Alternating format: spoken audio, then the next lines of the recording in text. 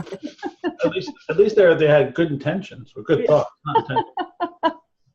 So welcome everyone to our first Functional Life Forum. Yay! So excited. Thank you to Dr. Dawn. Dawn, I'll let you talk about your own self and introduce why you decided to do this and what it'll be all about. This is really your thing. You'll be our dedicated host. So I'm going to let you take it from here. And Hopefully going from coast to coast. Yeah. Yeah. Thank you. Well, thanks everyone for joining. It's very exciting. And I certainly love, I know everyone I've met so far in Natural Life Business Partnership loves to share, you know, and have to say, everyone is passionately focused on enhancing the human state. Whatever direction, whatever means, whatever methods they're coming from, I have only met incredible people. And so one of my reasons for doing this stems from two reasons. Stems from a new state of my own being that's started unfolding 4 months ago. I am in a sharing mode, an absolute giving, sharing mode in some collapse of knowledge that occurred, again, 4 months ago. A collapse of knowledge from my expertise in the molecule, functional medicine, functional nutrition, and my ascending expertise in the brain, in the functional hemispherical model of the brain. And this collapse has caused me to push aside a business model that I worked on 8 years and launched about 1.5 years ago. It was a series of a couple of other things that led to it, but I am out there sharing. And it fits so beautifully into NLBP, because what I wanted to also do is I wanted to give value. I wanted to be able to help the incredible mission of what Camille started and continues in the policy reformation aspects, as well as the enhancements of individual and group power, be it business or personal, within the organization. And so this is really my attempt to add value to the organization for those who are inside of it. Quite often we get distracted. Quite often, you know, we're all trying to learn, we're all trying to do things, and we're being pulled in so many directions. But if we can centralize at least some of the groupthink, if we can centralize some of the scholastics, some of the mindful expansion here within the group, and get a refocusing into it, I think that'll be a tremendous value for present members. And of course, we're looking to attract new members as well. And so that's the dualistic aspect of why this has begun. So a little about myself. I started my professional life as a chiropractor, schooled and trained and in practice as a chiropractic physician. I was highly involved in the neuromusculoskeletal end of chiropractic, very much scientifically based. And along those years, I have definitely ascended to expert or above expert levels. I can teach experts in movement, exercise, rehabilitation, particularly of the spine, but of course movement and on all aspects. I opened my first wellness center, and again I started my nutrition or advancing nutrition work almost 30 years ago, 28 years ago, and advented into, let's say, expert level, particularly in functional medicine, particularly in the metabolic axis, and detoxification, gut ecology and gut health, what have you. Those would be my main areas of expertise. And then opened my first wellness center in 2001, and in 2002, my journey into the brain began and has continued. and understanding the power that comes with approaching the human state from the molecular portion, as far as nutrition and food, what have you, and also the neuronal part, the brain aspect. Those two components. It is not the only columns. I would absolutely submit, and I'm sure most would agree, that a third column of assessment and effect would also be the metaphysical column, and I would say the most powerful.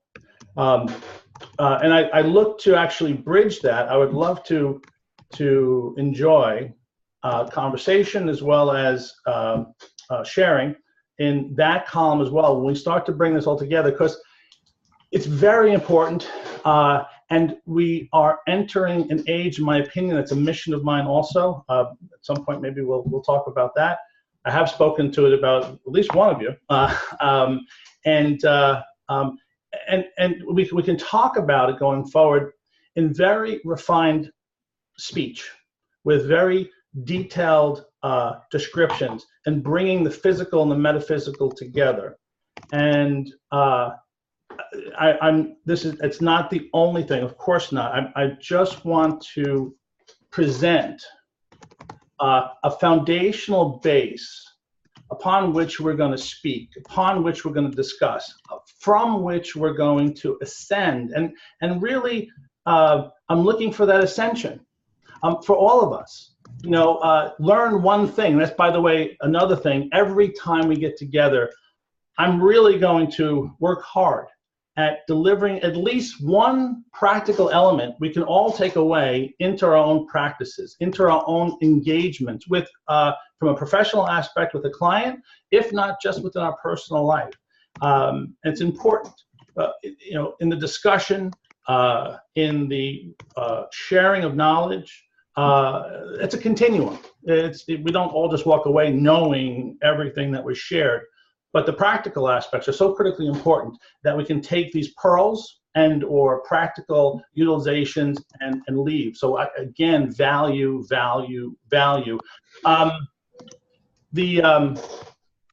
Just to get back to a platform and what I wanted to talk about today. And by the way, any questions yet? Anyone want to throw anything up? Not metaphor, that is metaphorically. So the aspect of I want to talk about reductionism and holism. I know it's big words, but I think everyone present and everyone in the group has considers themselves a holistic practitioner, or moves from an aspect of holism. What I'd like to do is create a base in that. I think it's so important.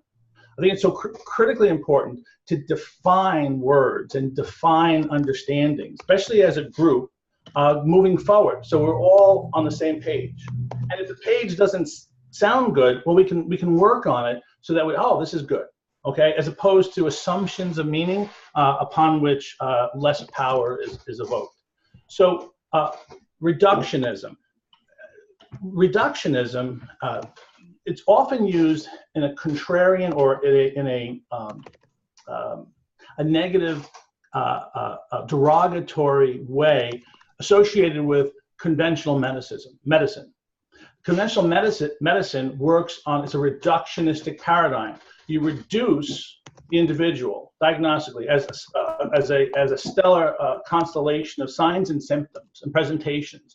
And this is the aspect of taking the human out of the human, but you take the signs and symptoms and you reduce it to a singularity, if you can, into a box upon which that's their diagnosis, and from this diagnosis, here's the treatment. And quite often missing the individuality, both biochemically as well as the other holistic aspects of the individual. Now, this is how it's often presented, but I want to place in there that it's a weakness of conventional medicine, but it's also a strength. And that anyone who's doing nutrition or using supplements, and quite often in their own practice of asking someone, do you have a headache, or do you have this, is reductionistic thought. That it's utilized and it's evoking and it's powerful. Hello. Hi. Hi. And so I want to also shift to the aspect that all of our knowledge today is here. We have it, whether it is the bioenergetic device you're using, Donna, or anything else, is from reductionistic scientific thought. We reduce the whole and keep breaking it down from the plant to the cell to the atoms to the quantum state, is reducing knowledge so that we can find out how something works, find out more. So it is without that, we are at a loss. We are of less knowledge. There's a whole bunch of other things that go along with that. Charles Eisenstein talks about it in the aspect of separation. You know, in our primitive state, primitive man, primitive humans were more whole with nature. And some will say that we were more powerful, and in some ways perhaps we were, but we're also far less knowledgeable, that humanity has separated over time. And in that separation, we have weakened. Well, in some ways that's true. We've separated from nature. We've separated even from ourselves and self. And this is absolutely true. And I believe it's part of an evolutionary process that, and we see that in medicine, the aspect of separation or the aspect of specialization, where the doctor once took care of the whole person. As knowledge increased, they went to specializations. Well, one doctor's looked at the kidney, then they looked at a portion of the kidney, then the nephron and the microtubule became more and more specialized. And in so doing, we evoked more knowledge, we understood more, but it weakened us. It separated the individual and the human. And that being said, where I think we are and why I'm talking about this is I think we are absolutely adventing, and we are there. Many of you feel it. You either read it, you see it, you feel it. Humanity is at a point of recombining, of recombination, of becoming whole again. And at this point, without the separation, we would never be as powerful in coming back together with all the knowledge that we have. We're entering an incredibly unique period. And this is why I'm adamant, I'm firm in the belief and faith of the recognition, the fusion of the physical, material universe and the immaterial, energetic universe. In the aspect of the material, molecule and brain. The immaterial of the metaphysics, that which creates everything, that which permeates and is at a base for everything. Call it the quantum field, call it more, and even beyond the quantum field, that with our knowledge, we are becoming whole again and more powerful. So reductionism, you'll often read it, and I hope when you go forward from here, you'll see it, you know, in that negative, but don't fall prey to it. Don't fall victim to it. You know, conventional medicine has its weaknesses, also has its strengths. I'm in a bad accident, I want to be in an ER, right?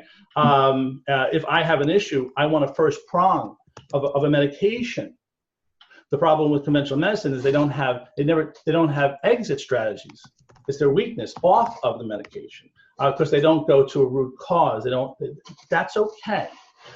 So that's the aspect and the strengths and weaknesses of reductionism. Holism, many of us consider ourselves holistic practitioners. And I want to take this and distill it down even more. Because just as the medical doctor can be weak in the belief structure of reductionism, so can the holistic practitioner be weak in their belief that they're holistic. Now, many would say, well, holism is overly comprehensive. It's psychosocial modeling incorporated within the aspects of the biochemical, within aspects of the neuron, and absolutely true, absolutely true. But there's more. and less. When I say there's more, remember what happened to humankind. We separated from an earlier state, even 100,000 years ago, 200,000 years ago. Aspects of language separated us. Other things, numbers, and the understanding of numbers. And just as an example, understanding of numbers, 0 is a concept that's not ancient, that was relatively of late in the several thousand years. So this stuff separated us, but the separation was important. So in the aspect of holism, or holistic aspects, we can become weak in the belief that just like medicine was weak in the reductionistic belief, we can become weak in our holistic belief. We may think we're superior, and in many ways, of course we are. We're going in the right direction. There's no question about it. But I believe many of the things that we want to bring out in the weeks to come is a refinement of this philosophy, a refinement in knowledge, and in addition to knowledge, to distill it down, to bring the many parts of holism down to perhaps 2 things, which I'm going to share today. And in that, we become more potent. An aspect of not thinking of all of the psychosocial parameters, which of course you do, and of course you are, from the economic components. How can someone be healthy if they're in poverty? They can't afford food or have access to great food. There's so many aspects that contribute to the ill health, or I would say the lack of wealth, wellness and health, or wealth. That people cannot be wealthy, that they're in serious debt from elan vital, or vital aspect of life. So holism is very simply put, it's that the sum is greater than the parts.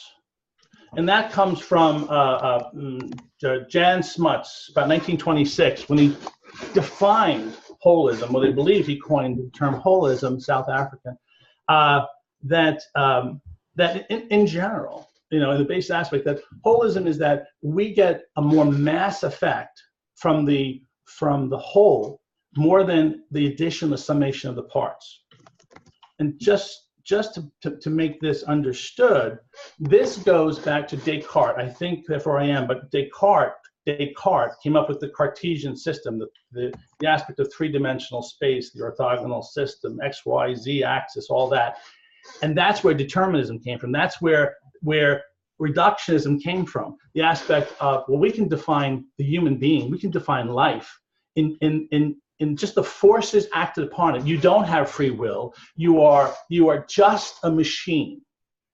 And it was from that much of the separation continued, as well as the breakaway from understanding that by Descartes and philosophers that followed after him, even scientists, that all the parts add up. You see, that's what all the parts add up. And when they don't, they subtract from one another. And there's what we have. We reduce it down. And that's the human. That's everything. Untrue. Holism represents, understands, and by the way, so does quantum mechanics, understands that the parts add to more, that the whole of life, the whole of the human is more than the parts. Holism. Now, one of the things that I'd like to share today is the reintegration of holism. That yes, it has all these different pieces, but let's break it down to 2. Let's distill it, not break it down. Let's distill it to 2 essences. In my opinion, this is, by the way, I'm talking, this is my opinion and my thought, that it broken down, it's distilled into 2 things: connection or connections, and consciousness. In a holistic view, we could break everything down to these 2 elements. Now, when I say connection, it's the connections of all the parts that are incident upon a human. From the external aspect, what's incident? their environment, be it the social family life, the job, the stressors coming from outside, everything incident upon them. What also is the connections. How do their molecules connect? How does their brain connect to the substance of the body? How does the body support the brain? How are the connections made or disconnected or dysfunctional? How is the communication of connection? How is that person's meaning? How does, in essence, their brain produce the mind, and what is occurring in that individual's connection with other humans, with themselves, the connection of self or the disconnection of self? So when we think about it in these terms of connection and connections, and then of consciousness, and this is where holism and our views really become more than the parts. We become more than our singular effect. Consciousness, in Descartes, the Cartesian world, in reductionistic thinking, it is the parts are adding up or not adding up. But it's consciousness, both conscious brain, conscious mind, and unconscious. So when I say going forward, and I will always reiterate this, when I say consciousness, I mean conscious self and unconscious self. Both are aspects of consciousness, and this is something that I would love to have a discussion about in the future, is the aspect of the conscious and unconscious self, and of course our unconscious self, the part that we really don't know. It's our biggest part, like the iceberg. It's the most massive portion of ourself, and it's the one we really don't know. It's the one that we're not introduced to, and that again, separation of self. So the conscious aspect is that which, when we put our will into it, both from our conscious mind and our unconscious mind, is the force that creates difference in the world. It's the thing that affects chaos. It's the thing that promotes and changes this thought of reductionism that of deterministic outcomes. It's this aspect that many of you felt in the aspect of belief and faith, of people healing themselves, or of miracles, if you will, which are real and exist, of course. But it's the aspect of the impact of consciousness. And so in holism, it breaks down to those two things: the aspect of consciousness and everything that I said, of what that really means, and more, and connections. And these are the reasons why the sum or the whole is far greater than the parts. And when we look to have effect on someone who's ill, someone who is dysfunctional, someone who is not potentiating their greater self, when we look at them in all the various ways that we can, from all the different angles that we can, that all of us, it breaks down to those two things. How can I best affect the rise or the enhancement or the engagement or the potentiation of consciousness, and how can I do that with the various connections and our effect, our potential effect in joining to help a human being can have a greater enhancement. So those are the two things that I wanted to talk about in reductionism and holism, and start to open the conversation to a greater understanding of what we are as professionals, what we are as healers, what we are as helpers when we come in close proximity with someone who's coming to us for help. Any questions? I mean, I'm sure it could be. Any questions on what I've said so far? What, any thoughts? Doesn't have to be a question. Could be a thought. All right. Well, I have some thoughts. Let me just, if you couldn't tell, I have some thoughts. All right. So going back, functional life form. I termed it the functional life form in the aspect of the function of life. So I gave you this aspect of holism and some other thoughts to think about. But life is about functionality. Life in every aspect, it's about function. If it's not functioning, it's not moving forward. Whether it's the universe functioning, it's whether our manifestation from the universe functioning, whether it's our insulin not functioning, whether it is not some area in our brain that's not functioning, allowing us to integrate with the world and integrate with ourselves. It's about function. And a lot of the topics that we can talk about, from functional medicine to functional movement, but also how do we function even on aspects of language and communication. Many of us are coaches, many of us, all of us, in one way or another, no matter what we're doing, we have to move a person. We have to, I like to say that, changing a mind, whether it's for dietary reasons, whether it is for their best interest. You can take someone and present them with a plan that has been delivered from on high. But if they don't do it, nothing will happen. So even in the functional communication, how best may I function in language? How best may I affect the individual? So function is in every aspect of life, and I want to bring that to the forefront in every discussion. Even though some of the topics these are just example topics, as evolution and anti-evolution, that we live in anti-evolutionary times, and what's that impact on the evolutionary expression of our genes, on who and what we are, and how does that affect us? And often there's something called evolutionary medicine, but it's not embraced. In my opinion, it's not embraced enough. We tend to skip right over it because people seem okay until they're not okay. But what no one's realizing is that the depth of our genetics is so deep and so stabilizing. It's going to do whatever it has to do to survive the body, to survive itself.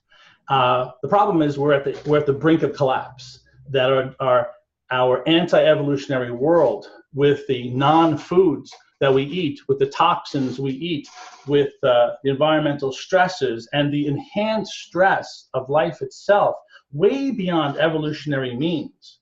All of this and so much more, the lack of movement, too much sitting, driving in a car at 70 miles an hour in a seated posture, and the stimulation drive to the brain. There is so much, the aspect of sidewalks and not moving in lateral movements enough, up and down, effect on the spine, on the pump mechanism. So much is anti-evolutionary. Reading, which is wonderful, expansive for the mind, but does not enhance peripheral vision. We were meant to hunt and gather.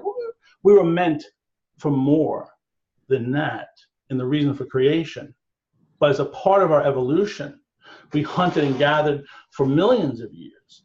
With all that it did, and danger comes from the periphery, and so our peripheral vision and those areas of the brain that are utilized for that were heightened. Today, when we're reading, we're not so worried about danger from the periphery, only in driving perhaps, and so areas of the brain start to decline, and we have imbalances. And a lot of our imbalances are from anti-evolutionary aspects. We no longer have, moving through the brush, the stimulation of the leaves and twigs on our skin at a high enough ratio and rate of stimulation. So there's so much to think about. So it's function. What is the function, within life? And what is the function or deeper function in a lot of our therapeutic things that we're doing? Can we think of them from a different perspective? And that shifts perception, and that changes reality. All of a sudden, we become potentially more powerful by simply shifting that, thinking of function, but even a broader base aspect of function, pulling back, seeing the whole. Right? And we know the specifics. We know some more of the details. Let's pull back a little bit more and advent a much more potent view. So functional life forum. It's a form of discussion. I'm going to, I'm hosting it. I will put forward the discussion in pieces. I will even bring in experts for greater discussion, and then open it up to the participants, where we can share, enhance, think more, and leave better than we entered. And so, functional life forum. That's the aspect of it. So I think that's good. I think I'm just freewheeling. Yeah. Well, I think one of the things that we should just put out to everyone. So where Dr. Dunn certainly explained how it all came to be and his thoughts behind it, but it's definitely going to be discussion based.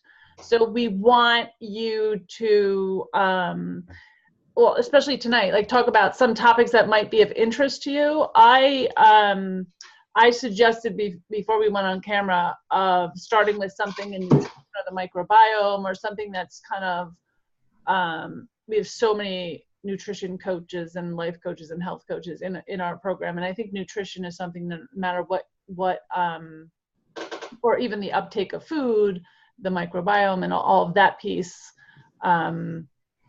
is something that we all agree on all the way around. So I think that's like a common thread in our community that we can all at least talk about, even in a beginning stage. So I thought that might be a great place to start and kind of see what grows off of those discussions, or say, hey, well, let's explore this, or let's explore that, what that might be like. Any thoughts from anyone else, or things that you'd like to discuss, or kind of out there, or even things that you always wondered about? You might not know the answer, but just to say, hey, is there an expert that knows something about this? Or I was wondering about the intersection of this and this. Because we have so many people in our membership and in our group that just are so specialized in to know different things, and they've studied different things. But I think as a community, we're very holistically minded. So any ideas or thoughts, or what you'd like to see in the forum?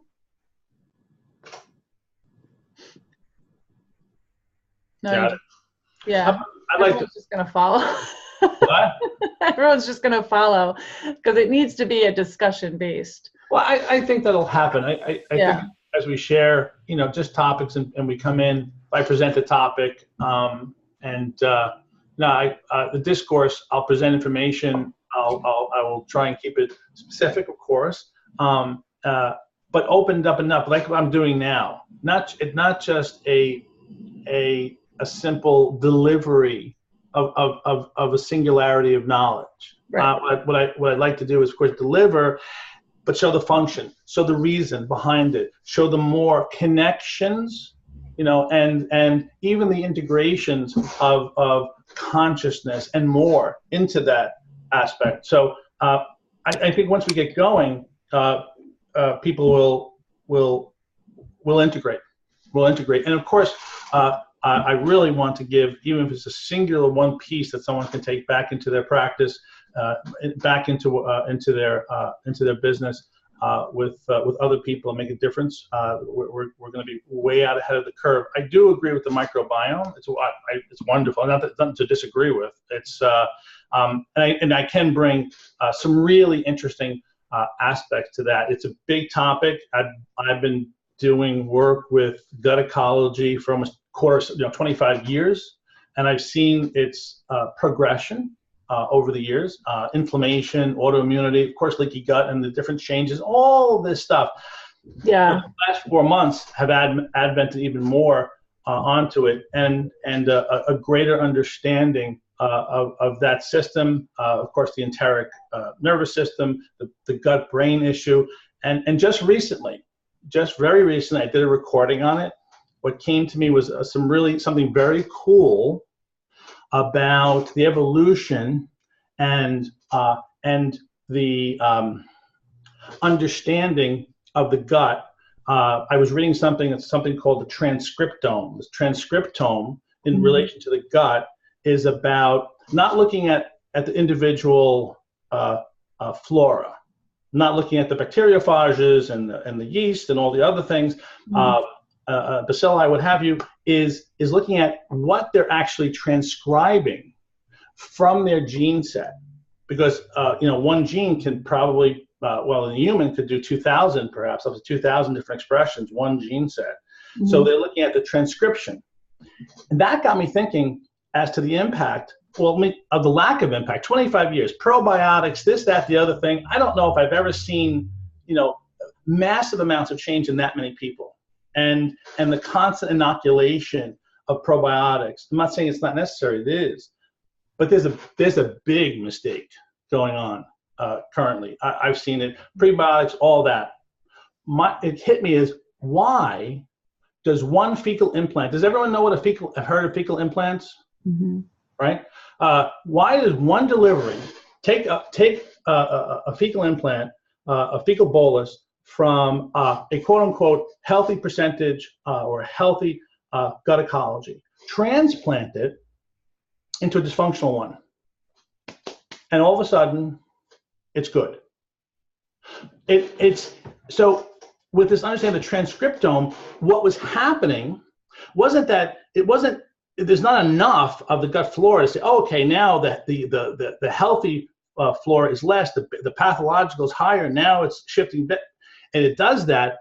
But again, see, thinking of function and deeper, it's what was that fecal mass from the good gut coming over, and what was its messages? What was it transcribing? Now, let's look at what everyone's talking about, the enteric nervous system. You see people are talking, but they're not fully integrated. Is the aspect of the enteric nervous system, which is really the vagal nerve. Lots of stuff there about vagal nerve. That's one of the big things that I'm sharing. Autonomic nervous system. You put in messenger a new message, and your brain, the enteric brain, that registered that, and then drove down and affected it. So I have this whole thing, which I could share, I'll share next time, about we have to recognize that a gut ecology, this 70 trillion or so cells, far more cells than our entire body, evolved with us over hundreds of billions of years, at least 150, 200 million years, evolved with us. And we think of a symbiotic relationship, and it is, but no one thinks of hierarchical symbiotic relationships. And what I'm saying is that our ancient ancestors didn't say, oh, we're just going to have you with us and we really need you for survival, without saying, well, we are going to tend you. We need to control the situation.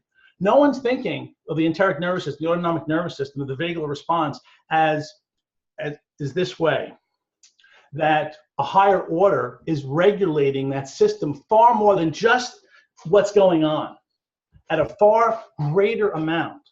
But the analogy is this, that if we look at the flora, the microbiome, the bugs in there as livestock, and the autonomic nervous system, specifically the parasympathetic, specifically the vagal, the enteric nervous system, as the farmer tending its herd.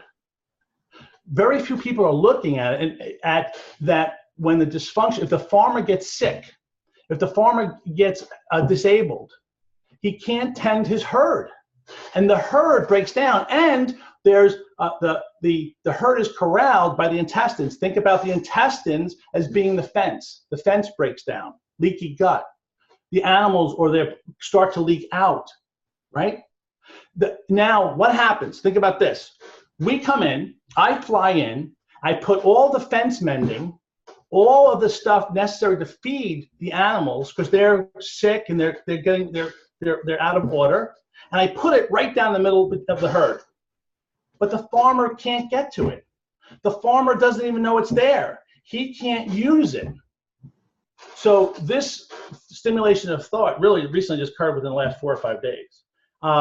So this opens up a whole tremendous view of function, right, and holism in a whole new way, using reductionistic understanding and insight and knowledge, but brought it back to a much more powerful whole. So this is the type of stuff that I want to do going forward with all of you, and again, and enhance how we change the world. Excellent. I think it's going to be good. And I think as we pick different topics for the next time, as we move forward, because at the end of each one, we'll pick what we're going to do the next time. I can actually kind of search for members and people that I know to join us that are, you know, in those fields. Yeah. It would be kind of so interesting to hear everyone's views and thoughts and I want to do also serious discussions. Yeah. From both sides, like not everyone Absolutely. has to agree. Absolutely. And that's a forum. Yeah, that's exactly what it's about, and that's what That's I'm a forum. Absolutely. And Yeah. and also there's different levels of I think what this can provide. You know, this group is looking to expand throughout the country. It already is expanded to multiple states. Yes. That would love to invite, you know, the lay population, you know, into discovery, into people are out there, they want to increase their knowledge, they are increasing their knowledge enormously in areas that affect them or their children or their loved ones and their friends. We all know that. But also, someone comes in, here's a discussion, understands the level and the value that's going on, and then they say, well, I want to find a coach, a health coach, you know, who's listening to this and actually engaged in this, and then they go and they find out, you know, about, you know, one of you who's in an area and say, oh, you know, can you help me? So of course the derivatives are for business. At the end of the day, you know, we must, you know, what's the goal of business? To make profit, right? To make money, to make profit. We all need that, but we all have our mission statements of helping humans. But at the end of the day, it's that. And I absolutely believe in the delivery of tremendous value that, you know, has in its reciprocal form, you know, that profit that comes to us. So that I also see this, you know, potentially enhancing that value as well. Good. I'm grateful for the time that you're giving to this too. Oh, thank you. And that's it. I mean, that's a good opening, I think. And guys, I'm always available for questions, email, text, what have you, and in any way, shape, or form that I can help. One of my things that I'm out there doing now, I'm meeting practitioners, health and wellness coaches to MDs, and I'm bringing this knowledge to help, and I'm consulting for free for people. And my thought is this: with this recognition of this, collapsing of information and knowledge that's happened to me recently, that I'm in Rockaway, New Jersey. I couldn't possibly see all the people that need me in Rockaway, New Jersey, let alone anywhere else. And I literally abandoned my business model to go out and share. If I can help, you know, practitioners in any way that could benefit one person or more, and then that's a goal. And yes, it has reciprocal effects, and it's been amazing, absolutely amazing. But I became so passionate in sharing, and I love it, that I'm out there. There's people doing groups, detox groups, and they're doing this stuff. And I had a wonderful conversation with Mary Ellen, one of the first people I met in the group, and we just went over, you know, what is detox, you know, and what is really happening. And she says, "Oh my God, I've got 2 people to call," you know, and you know, enhancing them, if I can in any way, and help to enhance their product, what they're putting out, and how they are helping, healing, enhancing the world. And then, you know, I'm doing my job. And the benefit of that is that they expand their business, they become more valuable, and they affect more and more people, and they become wealthier in all aspects, from wellness and health to financial components, which they deserve. And so I'm, you know, I'm out there doing that right now. So anyone who wants help or talk, or it's you know, in real practical aspects, I'm here as well. Excellent, thank you. So we're coming on our hour. Longer.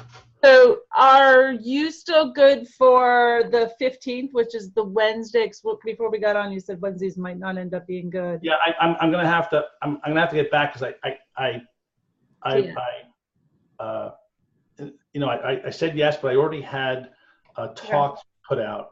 I might be able to do it, but I have a sad state, stress, anxiety, depression, talk on that date. Okay. So I'll talk with you, and of course we'll share with everybody and see if We will let you know what the next one is. Yeah, sorry. All right, that's not a problem. We can change that up. Do you want to? We'll pick a date, but do you want to pick a topic now while everyone's on the phone? I like. Why don't we just do the one you want? Why don't we do the microbiome? Toxicity too. Yeah. That's a cool. What you say? What? I like toxicity too. Well, it's actually there's multiple levels of detox. People talk about detox, and really detox is mainly at the liver level, but also at the gut, and then of course at the cellular level. So detoxification is, and there's multiple ways of thinking about that. When you change foods, you can have foods that can detox, but it's usually the absence of things that are allowing it. So I will definitely build it into a microbiome component, because microbiome is actually enhancing toxicity. Right. So you detox by changing the biome, by decreasing the levels of toxic load, right? As opposed to liver, where we have two phases and multiple areas that looks at enhancing detoxification regulation. So that's a different thing. Cool. Yeah. Yes. Go ahead, Gina. Unmute yourself. Yeah. So I have a question. So what are your thoughts on an alkaline diet as far as detoxing, in detoxing terms, to reach not only the gut, but the cellular level as well, and also detox the liver? That's what I've been doing for a while, and I've had a lot of success with most of my clients. And I focus on the whole gut health and the microbiome. And I do it based off symptoms. So I'm a health and wellness coach in Delaware, and I'm in a red zone state. So I've got to remain in my scope of practice. So I don't refer out for labs. The physician that I'm with does science-based nutrition. So for some problematic clients, I refer to her, people I can't reach certain conditions or certain problems, and she gets more of an in-depth look. Sure. But most of the time, the alkaline diet seems to be working well with most of my clients. And there's maybe been one or two people that I haven't been able to quite reach the inflammatory issue. Maybe they've got a gut bug. So I do a chelation, consisting of charcoal, and you know what's involved in that. That's not a fun chelation, and sometimes that works. But what are your thoughts on the alkaline? Really specific, and this is something that we should do a thing on. Okay. By the way, but I want to answer you. This has to do with the collapse of knowledge 4 months ago. With all my knowledge, and it's quite a bit, my knowledge base, I have to tell you, up until 4 months ago, I lean toward for inflammatory states, carbohydrate, insulin resistance, carbohydrate or dysfunctional carbohydrate metabolism, blah blah blah. Also affected. I have some proprietary thoughts on the effect with the adrenals and thyroid. Anyhow, and maybe more paleo based. That being said, I know vegetarianism, veganism works. I know all the other things work. Mediterranean diet can work. All these can work. And I would sit in front of someone like, I don't know. That's why I realized that for me was kind of the linchpin of my instability as an expert. Like I'm a food first person. I move away from supplements. Know how to use them when, but I've moved away over the last 15 years or so. And so I'm going to answer you this way. I can share with you some unbelievable knowledge about, yes, creating an alkaline environment, but also when to create an acidic environment. And they all have to do with the autonomic nervous system. And this knowledge goes back 115 years and was evoked by Weston Price, Pottinger, a doctor named Dr. John Kelly, who's a pathologist. It's unbelievable. And the book I recommend you to read is by Nicholas Gonzalez, nutrition and the autonomic nervous system. Nutrition and the autonomic nervous system. Absolutely read this. And then Donald William Kelly in the 50s, 60s, into the 80s. They all defined it. Pottinger is the one who defined it and recognized it was the autonomic nervous system, and he developed the terms of sympathetic dominant and parasympathetic dominant. Mm-hmm. And I talk about that a lot too. Yeah. Okay. So with this knowledge, it's the sympathetic dominance, which we have a lot of. We have a lot of sympathy. We have a lot of stress. We have a lot of sympathetic firing in our life, right? And that it's the sympathetic cellular state that does best with the alkaline diet, a more vegan, vegetarian diet. They do so well. The parasympathetic requires the paleo, the organ meat based, the lack of green vegetable and what have you, and because of the magnesium. And just as an addition also, that the sympathetic requires magnesium, potassium. The parasympathetic calcium, never give magnesium and calcium for that to draw them down. Now, in a bell curve distribution, right, we're going to have, in a regular bell curve, we have the massive in the middle, and then the wings are less, except today we don't have that. We have a double bell curve. We have, if you split the bell curve and you move it off to the sides, we have a lot of sympathetics and a lot of parasympathetics, this anti-evolutionary world that we're living in. So your goal, and this is something to talk about, and this is what I really want to share, is looking at someone from the autonomic nervous system perspective. I believe it's a far more powerful base platform of governance for the entire body.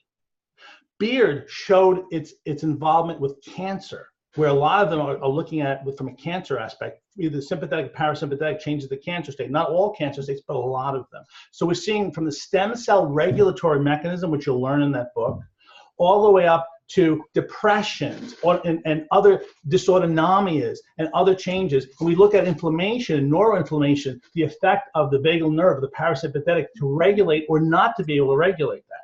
There's so much here. So what's your goal?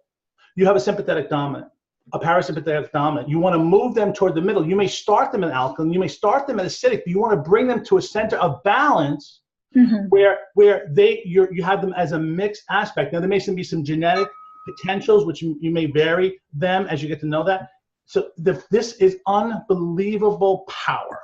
So what I do is I start with the alkaline until we notice that most of the inflammation is gone, and then we start to add in some acidic. You change your assessment to ask the questions whether, for me, I'm able to do brain-based assessments, but also I've been doing, you can do these as well, it's not very expensive to get, is a heart rate variability.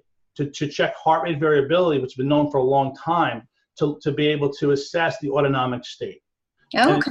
Yeah, heart rate variability. So I utilize that. I utilize my brain assessment, of course, and then symptoms and signs. The parasympathetic and the sympathetic are going to present in very patternistic ways, both from a physical effect as also a psychosocial, psychomotor effect as well. So there's psychology and everything else. But here's a couple of critical things. Just one thing: the aspect of a sympathetic dominance. Someone's, they're stressed, they're crazy. All of this, their sympathetics high, right? Now there's some people who can stay in that state for decades. Yes. Yep. And then there's the others, right? We all heard of adrenal fatigue, adrenal exhaustion, right? But looking at it from a different perspective, it's when the sympathetic fails and the parasympathetic rises. Now we've got a parasympathetic dominant. We have someone under the same stress loads going crazy, and we would think they're a sympathetic dominant, but they're not. They're a failed sympathetic. The sympathetic system has gone crazy and really failed. So and now they're a parasympathetic dominant. So the also aspect is we have our autonomic nervous system, fight or flight, parasympathetic goes down.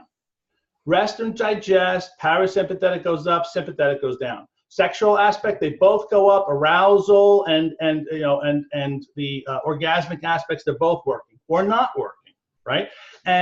But they also can function like this at a higher level, or they can both decline, both be weak and out of balance, you see? So it's really cool to recognize this and to see the state that you're dealing with. So yeah, we look at signs and symptoms, we look at that, we can do heart rate variability, you can test and say, hey, I tried the alkaline, they're not doing so good. shifted over. But this is an example also of this striated society we're in, the aspect of the paleo lovers. Paleo is great. Veganism, vegan is great. You know, all this is great. No, you're not looking for the best of the human state. And this has given me such power, such an incredible way of looking at the human that it's incredible. And this is what I'm out there sharing. And also these docs all did it from the nutritional end. The other part that I'm sharing is I have this powerful operational model of the brain to also drive the autonomic nervous system. So I'm teaching aspects of breath that's totally different, aspects of using TENS units to drive the vagal nerve, all other stuff that's out there, that, and to look at meditation from a different aspect, specific prescriptions that are different. If you have a sympathetic dominant, meditation is good. It is good. But just like the off nutrition, the breathing state can be off. The exercise prescription can be off. You see? It gives us such an incredible platform to understand what we're dealing with the human. Yeah. That's the answer. It makes sense. Yeah. So we one time we'll definitely we'll do that. And just so you know, I'm out there sharing that with lots of people and helping them to incorporate into their practice. And I'll do it for you as well. Thank you. Thank you. You're welcome. Topic for next time. What are we thinking? Now we brought up all this other stuff. Now I'm thinking the autonomic nervous system. And many things as we go. I'm like, oh, we can go up, wait. I'm trying to take something about this. Even diets, different diets. I mean, gosh, there's 1,000 things we can talk about. Well, here's the thing. I'm always going to talk about this platform no matter what I discuss. So we took the microbiome. I'm going to bring it in. Right, so I'm gonna talk about the microbiome, leaky gut, other aspects, prebiotic, probiotic states, how food affects stress. You know, I'm gonna listen. I only have so much time, but but also regulation of that. So I'm gonna move from this platform, so it'll always be there. But someone might say, hey, let's just talk about the autonomic. Let's get this down and let's talk about that. But it's evolving, right? Yeah. We're all evolving. All humans we're still evolving, even epigenetically, even within our singular life. So this too will evolve.